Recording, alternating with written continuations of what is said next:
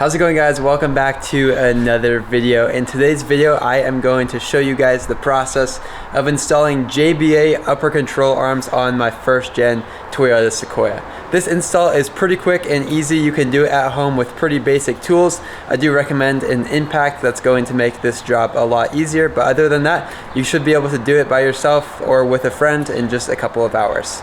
The JBA upper control arms are a big upgrade over the stock upper control arms because they move the ball joint from being pressed into the spindle to being fully bolt-on with the upper control arm. Now this is helpful for a couple of reasons, but the biggest being that if you ever need to replace that upper control arm ball joint, now you can just remove it with 4 bolts. It's a super easy process compared to having to press it in and out of the spindle. So in today's video I am going to show you guys the process of installing the upper control arms and give you guys a tutorial. I hope this video is helpful. Please feel free to reach out with any comments or questions, and with that being said, let's go ahead and get started. I just want to give a big thanks to Dylan as well, who is helping me with the install. We both decided it would be funny to wear Toyota technician shirts that we found. So neither of us actually work at Toyota, but I feel like they help make the process of working on your truck a little bit easier. These are the upper control arms we're going to be putting on the Sequoia today. I've had them for a long time and just never gotten around to putting them on, but they're from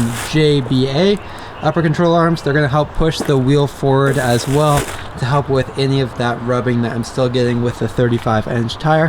And yeah, super excited to throw these on.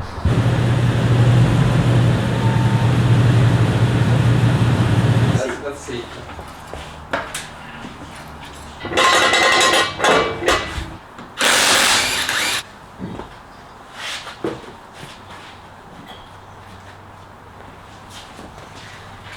Alright guys, so the first step today is just going to be taking out the cotter pin and removing this castle nut here.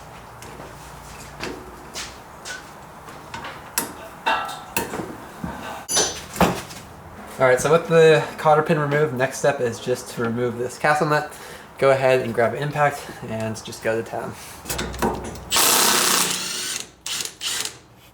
Alright, so with the cotter pin and castle nut removed, the next step is to separate the ball joint from this upper arm here.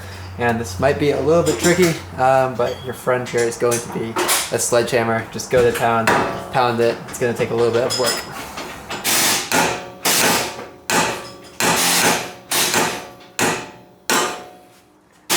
Ball joint, upper control arm separated.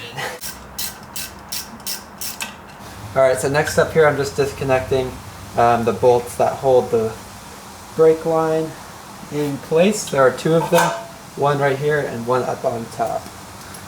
They are both just a 10 mil.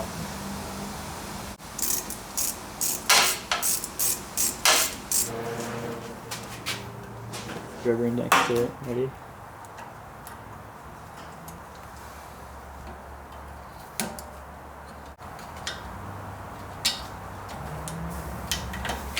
There you go. You got it. Alright, it's out.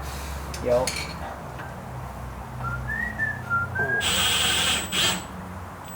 Okay. Crane.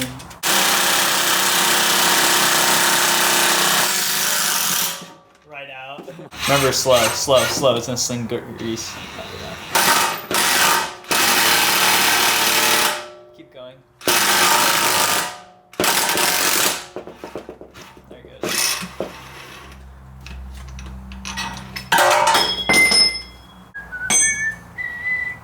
Alright guys, ball joint is out here. We just had to rent a press tool. You can get one from O'Reilly's AutoZone in the auto parts store. And impact is really key here to getting it out. Had to use the DeWalt. It works a lot better than the Milwaukee. But ball joint is out. Next step is to move on to the upper arm and start taking this out. One other thing to remember here is that there is the C-clip that you need to remove. Otherwise the ball joint will not come out. So the first step before you can press the ball joint out is to go ahead and remove this C-clip here. You can do so with, they make some C-clip remover tools or a flathead. It's a little bit of a pain, but kind of just pry on it, work your way around, get it up a little bit, and then that will allow you to press the ball joint out. Our ball joint is separated from the spindle here. Our next step is to take out the upper control arm bolt, which is up here. You just need a 19mm on both sides. just a wrench to hold one end, and I'm using impact in this case to send it out. So here we go, just taking that bolt out.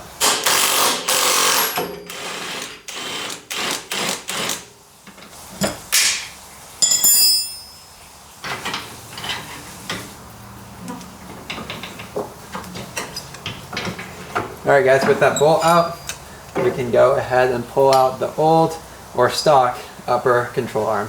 Alright, so the next step here, we're going to go ahead and press in this ball joint adapter plate.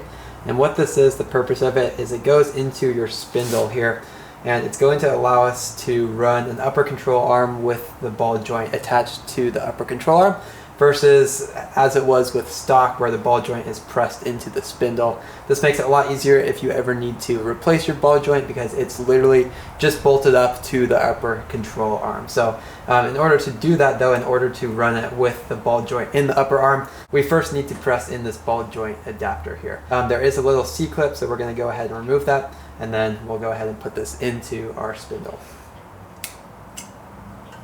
That's looking kind of sick.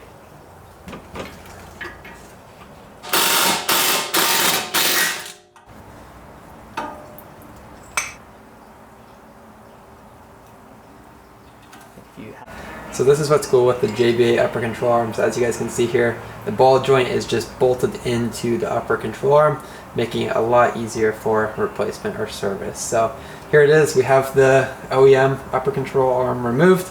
We have our new ball joint adapter pressed into the spindle, and now we can go ahead and start reinstalling everything.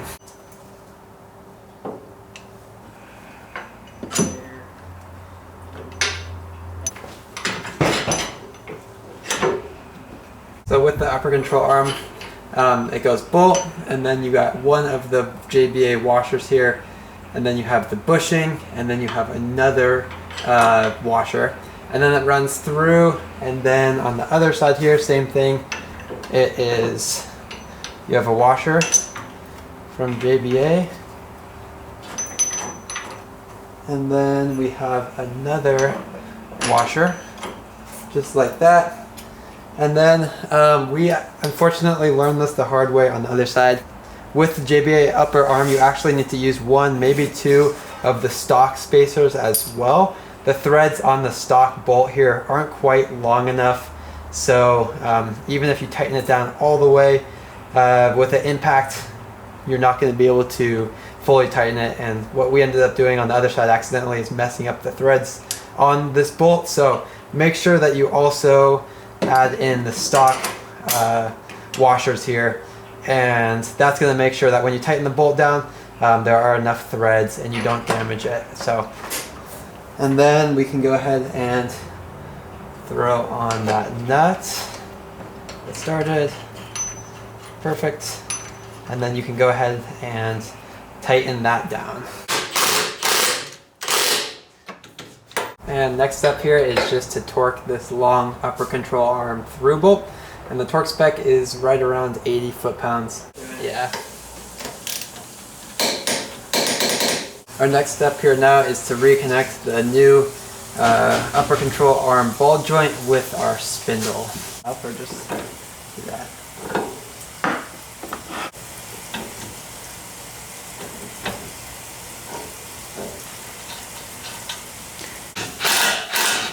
If it's spinning like that, just push down on the control arm.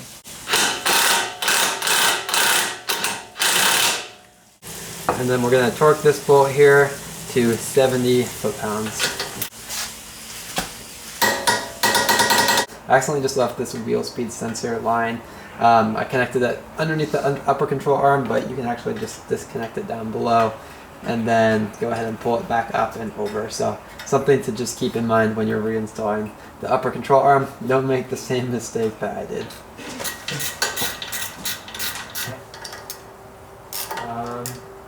Okay. Alright guys, so the JBA upper control arms are in on both sides now. And that is pretty much it for the process to install upper control arms. Alrighty guys, well this was just a pretty short video today, but that was the process of installing JBA upper control arms on my first gen Sequoia. I've been meaning to do this install for quite a while now, and I'm excited to drive around and fully put these JBA upper control arms to the test. If you guys have any comments or questions about the install, you can drop comments in the comment section of this video. Overall, the install is not too difficult. We did run run into a problem there just with that bolt. But other than that, we were able to figure it out and get this done in just a couple of hours. I really appreciate you guys taking the time to watch this. Don't forget to like and subscribe. It's a great free way to help support my channel, and I really do appreciate it. So thanks so much for watching, and I'll catch you guys in the next one.